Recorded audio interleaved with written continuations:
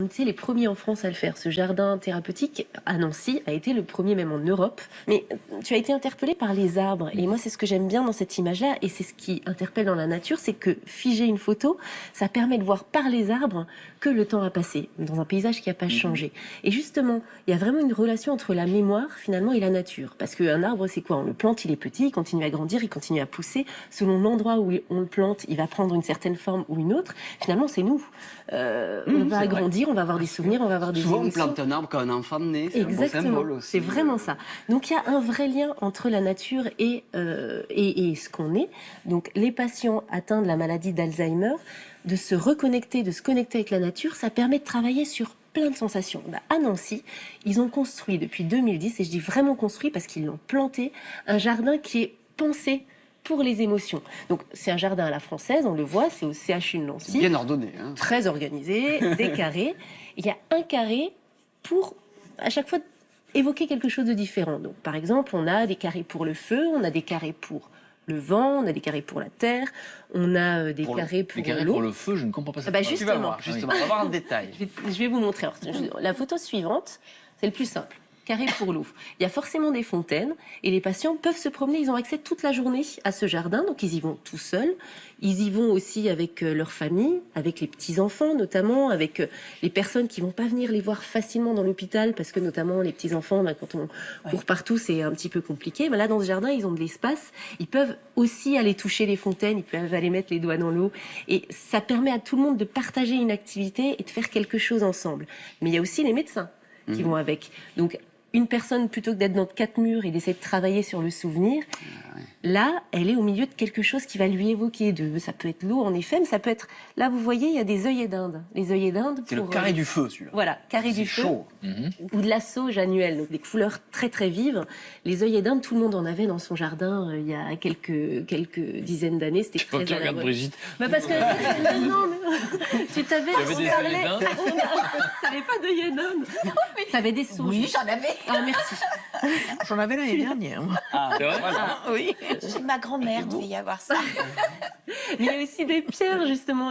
On est en Lorraine, donc il y a du grès des Vosges, il y a des pierres rugueuses, il y a des pierres plus lisses, toujours en L'idée, Lorraine. c'est de créer des sensations. Exactement. Voilà. Les vitraux. Tout le monde connaît les vitraux, le jeu de la lumière au milieu des vitraux, ça peut évoquer plein de choses. Donc, on a mis des vitraux dans le jardin. Ils ont mis... Et c'était imaginé par qui? Par des paysagistes, par des neurologues, par... Tout le monde ensemble. Donc, un architecte paysagiste allemand qui a travaillé avec toute l'équipe des médecins et des psychologues sur ce jardin. Et vraiment, toutes les sculptures sont pensées pour être touchées. Là, on avait de la pierre de lave, donc de l'obsidienne, pour être touchées par les personnes. Donc, avoir des différences entre ce qui est rugueux et ce qui est un petit peu plus lisse. Des espaces pour s'asseoir et puis pour discuter, converser. Et des sculptures, toujours pareil. Vous voyez qu'on peut toucher. L'allée de galets, par exemple, parce que marcher sur de la pelouse, ça nous évoque pas la même chose que de marcher sur du galet ou de marcher sur du sable ou de marcher sur de la terre. Stéphane, vous qui êtes confronté justement aux gens qui souffrent de la maladie d'Alzheimer, la mémoire qui passe par les sensations, c'est des choses bien sûr, ouais. dont on est et de plus en plus. je connais effectivement ce jardin du souvenir de Nancy. J'étais à Nancy le mois dernier et on m'a fait la présentation de ce programme que je trouve aussi vraiment intéressant. Pourquoi? Parce que ce qui présentait dans ce film que j'ai vu à Nancy, c'est que les thérapeutes, notamment les orthophonistes, accompagnaient les patients dans le jardin et à la fois travaillaient sur des indices sensoriels pour rappeler des souvenirs, et également, c'est vrai que travailler sur le concept de sérénité qui émane d'un jardin pour apaiser les patients qui peuvent avoir parfois des troubles du comportement. Donc je trouve que c'est très intéressant. Sur l'aspect émotion et mémoire, c'est sûr qu'il y a des liens très forts qui sont connus de longue date, et on se souvient plus des événements qui sont marquants. Et en particulier, c'est vrai que beaucoup de monde a des souvenirs de jardins extraordinaires qu'il a visités ou de balades dans la nature. Donc le jardin du souvenir peut faire évoquer. Ça rappelle des souvenirs et plutôt des bons souvenirs. Plutôt des bons souvenirs en général. Et on sait aujourd'hui voilà ce qui se passe pour les malades. Concrètement, il y a des vrais résultats. Alors déjà, il y a des résultats parce que quand on est à l'hôpital, on ne voit pas passer les saisons. Là, on les sent. On est dans le jardin, on sent le froid, on sent la pluie, on sent le soleil. On se raccroche à la vie, quoi. C'est vraiment Quelque ça. part. Et après, il y a des petites choses très rigolotes. Il y a un petit grand-père qui était en maison de retraite et qui boulottait. Donc toute la journée, il allait grignoter partout et il allait dans toutes les chambres et il piquait toute la nourriture partout. Ils ont dû le mettre au CHU parce que vraiment c'était plus possible. Il en arrivait à être agressif avec les autres personnes parce que les autres n'étaient pas contents du tout.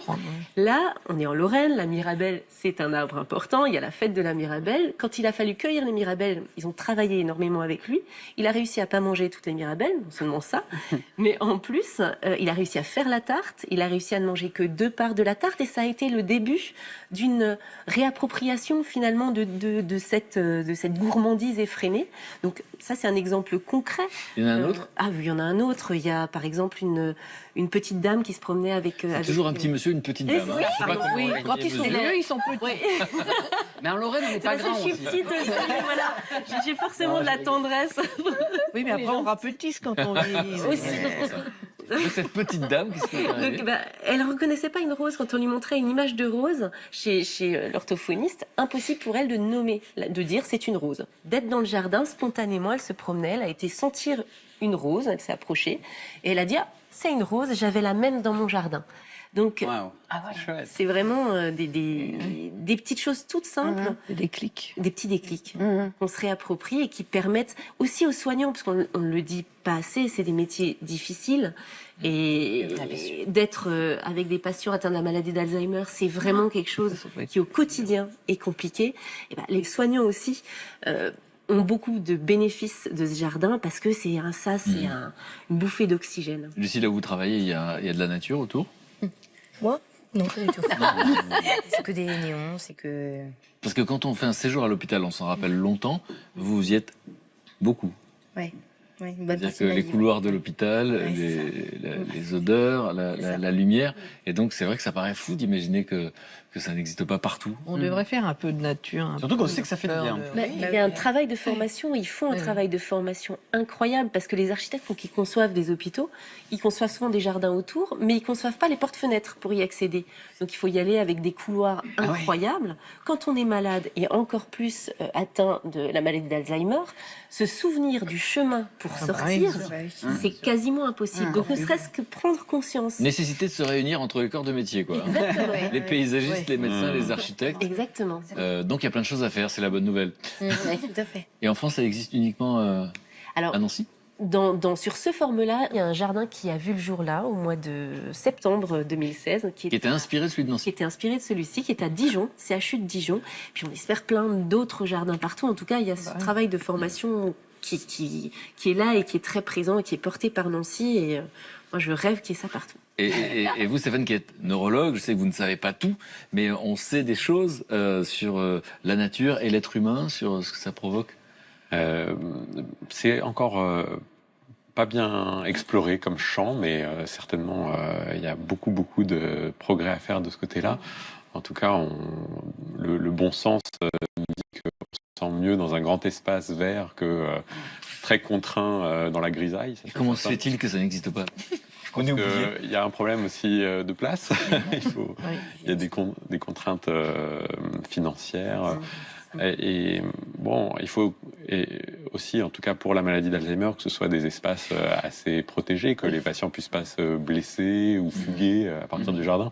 Donc c'est vrai que ça doit quand même être pensé sur le plan médical. Et je pense que ça demande qu'à se développer, en tout cas. Oui, ça suffit d'y penser pour trouver des solutions. Mais on a la sensation que pendant des années, on ne pensait pas à ce genre de choses qui paraissaient accessoires, en fait, qui deviennent essentielles. Merci, les camarades.